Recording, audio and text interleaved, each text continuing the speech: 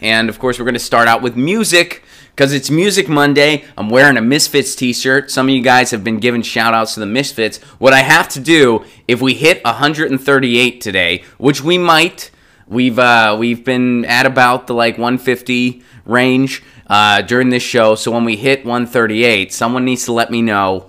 And I need to be looking at it because I got to go, we are 138.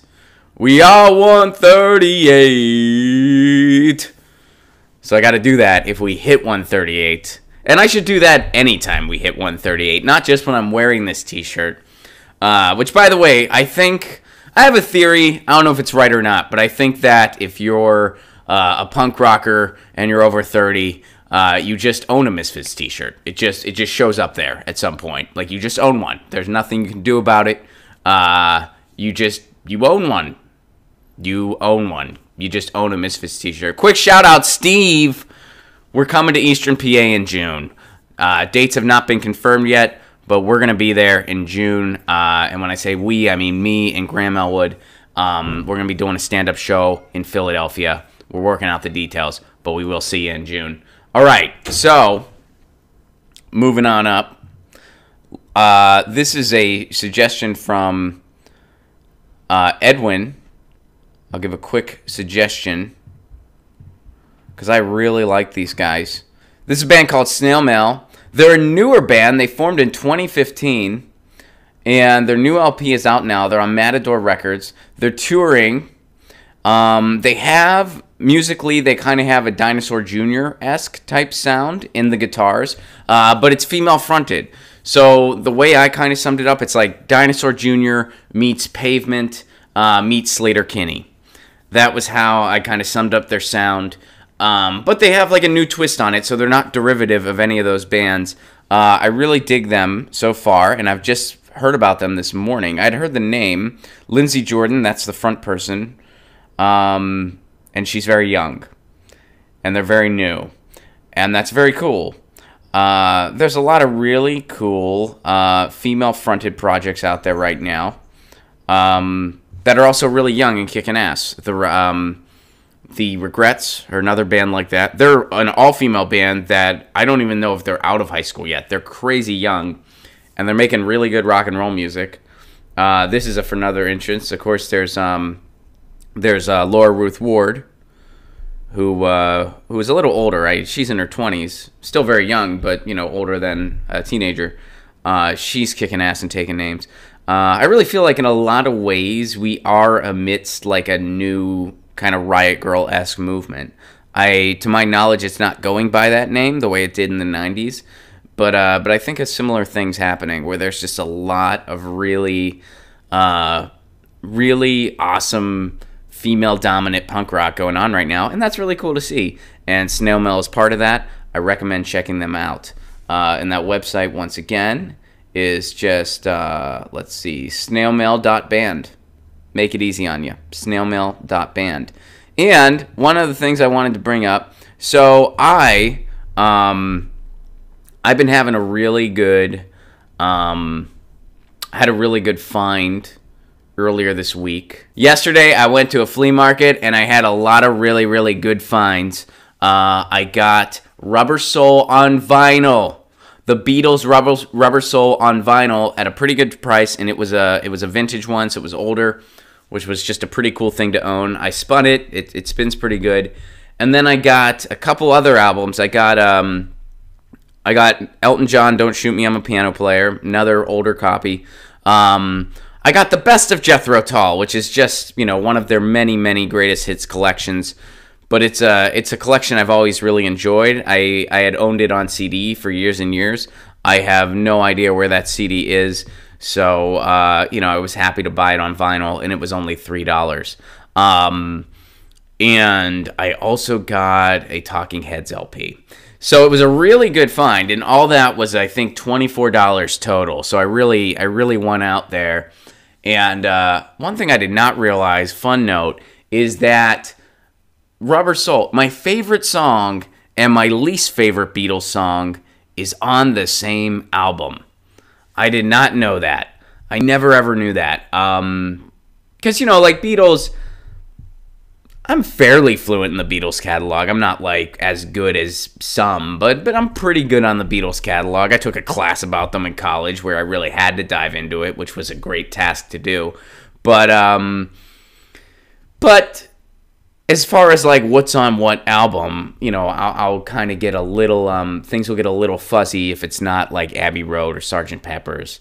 And but so I didn't realize that arguably my favorite Beatles song in my life is on Rubber Soul. And I didn't realize this, but my least favorite Beatles song is also on Rubber Soul. I'll throw it over to you guys. First of all, I want to know, has anyone had a similar experience where you had some good finds vinyl shopping recently or CD shopping? I don't discriminate against the mediums. But does anyone want to take a guess as to what my least favorite Beatles song is that I'm referring to? It's on Rubber Soul. There's your hint. And when I say least favorite, I don't hate the song. I just don't enjoy the song. And for the Beatles, it's a song I don't really care about. In My Life's one of my favorite Beatles songs. Arguably my favorite. I love that song. I think it's such a beautiful song. But does anyone want to take a guess which one is my least favorite? No, it's not Revolution 9. What Talking Heads LP? I forget which Talking Heads it was, actually. It's over in the corner there. I guess I can run and check real quick. In fact, yeah, I think I will. Give me 1 second. Little Creatures. Little Creatures. Oh, and yes, it is a Paul song that I'm referring to. I'll give you guys a few more minutes to guess it. And in the meantime, I'll see what else you guys are saying. Yeah, Little Creatures was the Talking Heads album I got.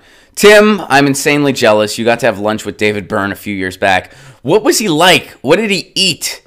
Did he, man, what did he talk about? That would be an interesting guy to, I think when Mark Maron had David Byrne on his podcast, he kind of sums it up. He's just like, everything David Byrne does, he just does it so David Byrne-esque. Like, it's like he's always, everything is choreographed. Like, he's just naturally that way. And I've never met the guy, so I don't know if that's true or not, but I would assume it is. You know what I mean? Baby, You Can Drive My Car. No, that is not correct. It is not Baby, You Can Drive My Car. I like that song. Sam, my dog is looking for your cat. She's right here, and she looks like she might jump, so we might get to see her soon. She might take a jump on my lap here. We'll see. You can jump on my lap if you want. Everybody loves you, Lucy. Oh, Marcia got it. Marcia got it. It is Michelle.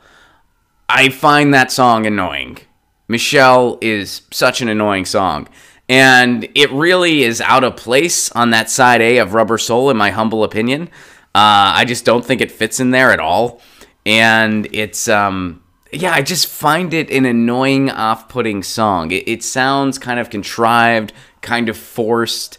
It's from that cheesy side of Paul's catalog. So she's not sure if she wants to sit on my lap or not. There she goes. There she goes.